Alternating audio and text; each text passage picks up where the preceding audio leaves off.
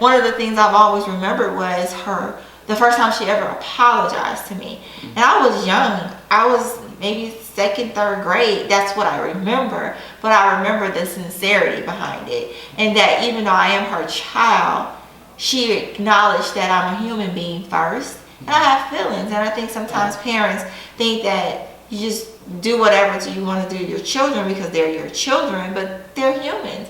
And then they come to, if you don't fix it, then they come to school, and then we have to be, we have to fix it because it's counselors week. If you haven't, any counselors, school counselors, anybody, it's counselors week. And I saw my principal and I was like, oh, are those flowers for me? He said, no, it's for the counselor.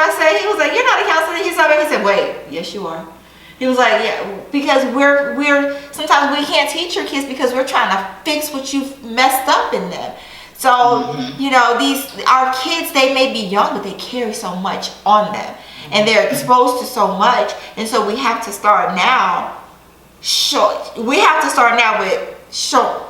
Making sure we know our worth so we can express that to our kids so they can start knowing what their worth. Because if we don't have worth and we don't have value within ourselves, it just perpetuates itself through generation, through generation, through generation. And then at some point, the buck stops and the child goes back and is like, my grandma was messed up, my great-grandma was messed up, my mama was messed up. Now, here you are trying to fix it, or they get with this spouse who loves them and who's gonna ride to the end with them, and they're trying to help them fix themselves. And so other people get hurt because you've been damaged. You're damaged goods.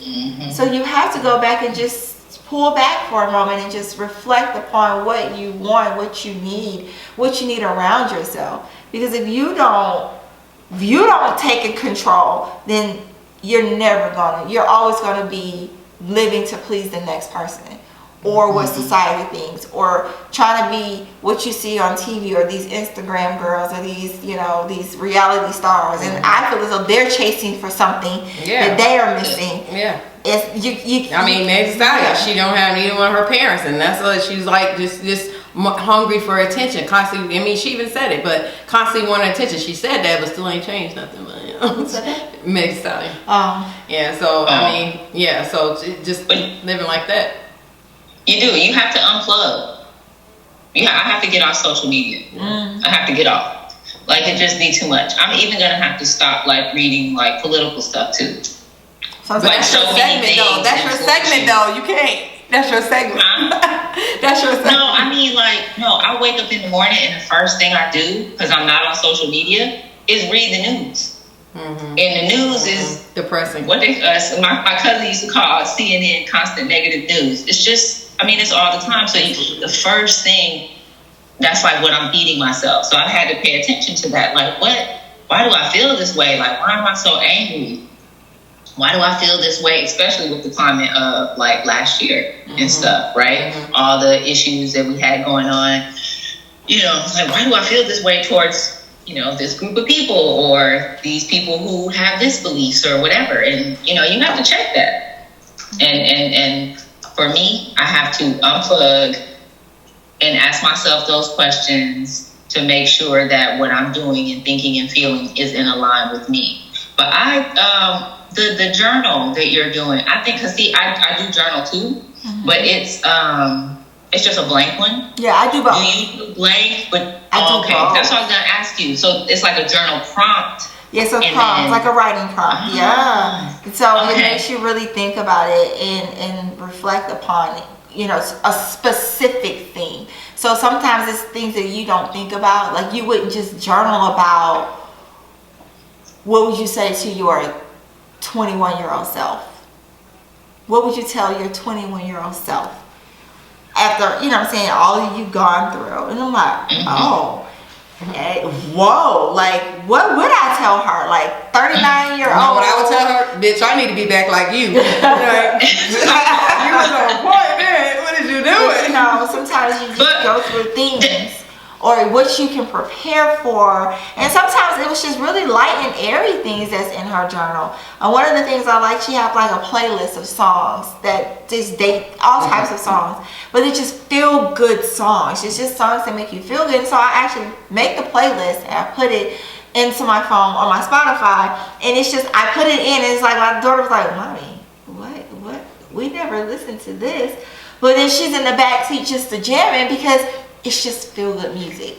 So it's just, you have to sometimes just find your outlet. Sometimes I sit in my car, and I do this sometimes. I do this every day. When I get off of work, pull into the garage. My daughter gets out. I give her the first list of things I need you to complete. Go pick your school clothes out. Go pack your lunch for tomorrow. And I sit in my car. I do 30 minutes, sometimes an hour. I do that. Sometimes I do 30 minutes. I sit in my car.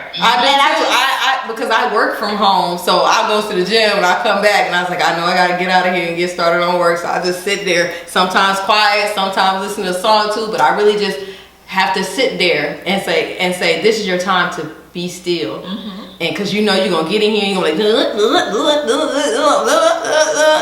it's like I practiced that. And I think my mom told me one day, she was like, did you eat lunch today? I'm like, no, I didn't eat lunch. She's like, Charity, people with 9 to 5, they take a lunch break. You know that? I said, when I had a 9 to 5, I skipped my lunch break. So I don't know what you're talking about. She's like, you need to take a lunch break. So it's like in my head that she said it. So every day around 12 and 1, I stop what I'm doing. I get up from where I'm at. And if whether I eat or not, I get up and leave from where I'm at and I stop working for an hour, because my mom's like, you need that break in your day. You need that break. And nobody's gonna die. Nothing's gonna happen in that little hour that you take from yourself. So yeah, I do the car thing. I sit there in the car because it's not in the chaotic space. It's like my quiet space. It's where my music is, and music always soothes me. So it's like I sit there maybe 5-10 minutes. I haven't done 30 minutes. Honey, I've done an hour before.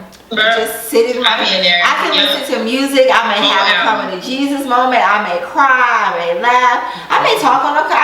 I've sat on the phone and talked to you on the phone before. It's just you. Now I do that, so that's gonna be more than 30 minutes. Because as soon as you go into the house, you gotta cook dinner. You gotta get them ready for school. Oh, do I need to answer some emails? Do I need to do this? Do I need to do that? You're moving. That's one of the things I do, and people think I'm crazy. Like before I leave on like a Saturday to handle things, go run errands, my house is clean. Everything's in its place. Laundry's done, house is clean, everything's done. So when I come home, I can shower and I can just get into bed, because my daughter's school clothes may be out and ironed for the week. I have OCD, do not judge me. I'll have her stuff ready. The clothes are done. Everything's ready for the following week. I've gone grocery shopping. I've done everything. I've planned things out. Because once I come home, I shower. I can get into bed. I can watch a movie. I can just relax. And I don't have to worry about what's going on. Because sometimes we can't even stop our brains because we have so much.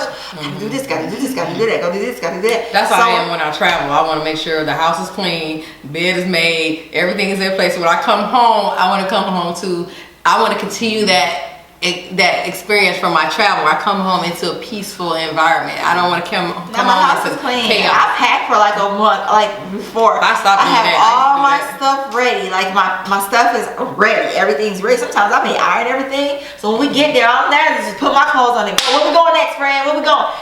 That's just me. But as soon as I come home from a trip, luggage goes to the laundry room. I'm sorting, I wash, and I'm unpacked because I can't live in chaos. I have to have some type of peace somewhere. So me having a clean house, me being very organized, that keeps me at peace. When there's things out of order, there's been times I've gotten up at 1 o'clock in the morning. I did not iron my clothes for work. And I will get up and I will iron my clothes, put them back, and get back in bed. Okay, now I can go to sleep. Yeah. Chaos is everything around you, so whatever that is. Do you have any, this is a great conversation, do you have any final thoughts on? Yes. I just think recognizing worth within gives yourself the same respect, dignity, and understanding you will want from others. In my opinion, is self-worth. I think it's very important to treat yourself in a manner that you want others to treat yourself. I'm working on me every day. I'm not perfect, but I plan to be a better person tomorrow than I was today. And that's my goal from here on out. And I feel like if I keep that going, then I'll be okay. Self-worth to me is just knowing who you are, being comfortable with who you are, and just sitting in it and owning all the mistakes, the highs, the lows, and reflecting upon it and just thriving every day to be a better version of yourself. And just being at peace with who you are and what you have made of yourself. Red Star. So I feel like I will continue to do the work to uncover and dig deep into who I am, to find out and make sure I'm operating from a place that is true to what I believe and what I feel about myself. And of course, to try to share that and make sure that the people around me, as I do those things within myself, whatever tips or tools or, go see a therapist, whatever, to the people around me, that I make those same suggestions to my friends and loved ones as well. So that I'm whole and complete for myself and for the people that, that depend on me.